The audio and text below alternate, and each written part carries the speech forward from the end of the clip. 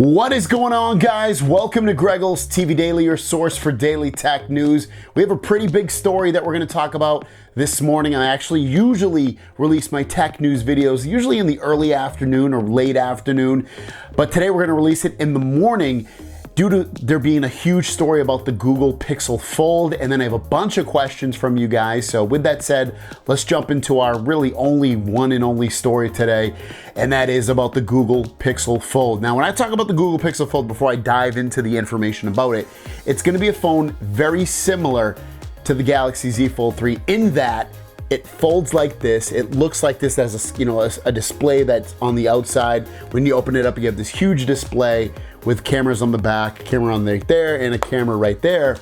And it's not going to be like the flip phone. It's gonna be more like the fold phones from Samsung. Now, with that said, let's jump into this news. This is coming from 9 to 5 Google, and as you can see from their headline, they're jumping in deep into this, saying Google Pixel's foldable phone coming in 2022. Cameras will be a step down from the Pixel 6 phones. And I do recommend you read the whole article that is linked in the description. But basically, when we look through this, just picking some things off on this. So it was originally gonna be called the Passport. That was the code name for the phone. It's now changed it to Pipit, which is whatever. Pipit, you love it, you hate it. Not a really big deal. It's just the name of, the code name for the phone.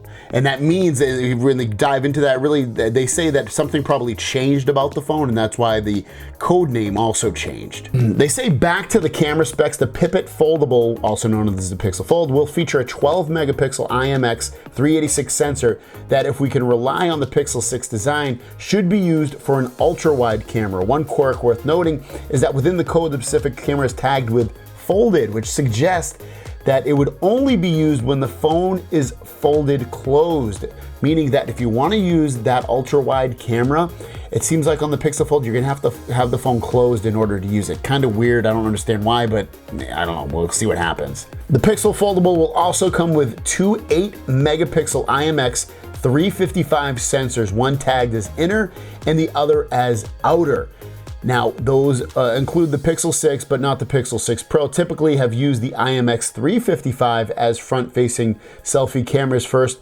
We believe the inclusion of two identical cameras will ensure that the Pixel Foldable will have the same quality of selfies when folded or unfolded. Here's the breakdown of the cameras, and they go on to say that the cameras, like the main cameras, are basically the same cameras that are in the Pixel 5, Pixel 4, and Pixel 3.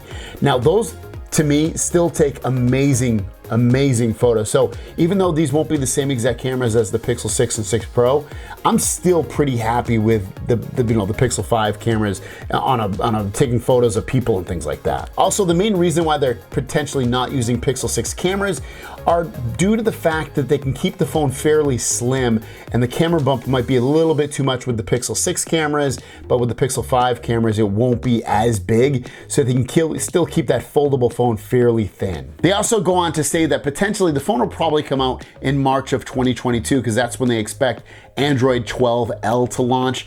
Android 12L should launch at the same time or really near the launch of the Pixel Fold. So that all seems to make sense, and it's something I thought about as well a week or two ago when they announced Android 12L. I think I said the same thing, that it'll probably all launch together. Some other things that I'm wondering, and they do too as well in the article, is will the screen that's on, the camera on the big screen, is that going to have a under display camera, or is it going to have a camera that sits on top? I think it's gonna look very similar to the Galaxy Z Fold 2, where you can actually see the camera, but I don't think it'll be as big as a whole. I think it'll be a little bit smaller, so it doesn't take up maybe so much eye soreness from what you would probably see on there. And also, you would expect, if you can see it, that they would take better selfie photos and videos than what you get on the Galaxy Z Fold 3, because this is kind of a potato camera when it comes down to it on that main display there. It's just not that great.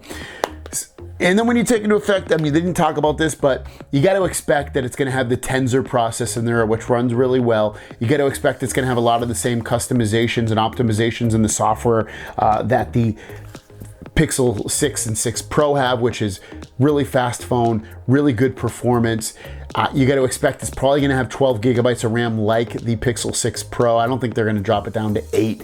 Storage wise, you got to expect, since it's a foldable phone, you gotta expect 256 gigs as a baseline, especially if this phone's probably gonna have a premium price tag. I expect the price to be $1,500. I think it's gonna be much lower than what we get with the Samsung phones, foldable Samsung phones. I think it'll be a couple to a few $100s cheaper, so that's why I'm thinking $14.99 when they release it. Hell, I won't even be shocked if it's less than that, especially if they're using slightly older technology, or using parts that maybe aren't as great on other foldable phones, just so they can get more sales for their foldable phone. But this is super exciting to me. I've said it to people, I've said it in some of my videos.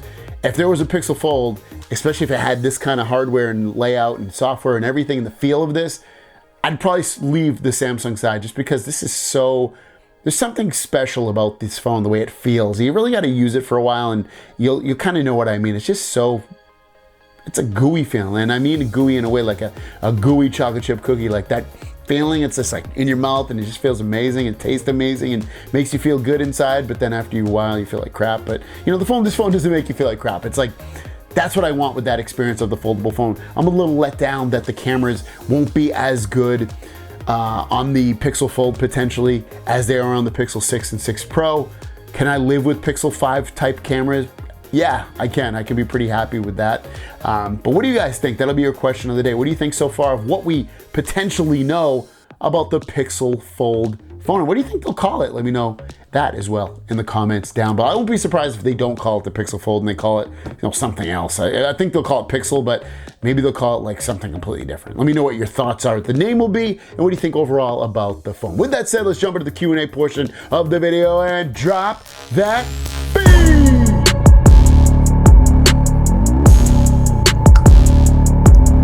First question of the day comes from Jerome Gold. Great content. I use my S Pen for my Note 20. That question, that phone would take you with you on a deserted island. Does it matter when the battery dies? How are you going to charge it? It's a great question. Someone asked me, I think it was 2 days ago, what phone I would take on a deserted island. I said the Galaxy Z Fold 3.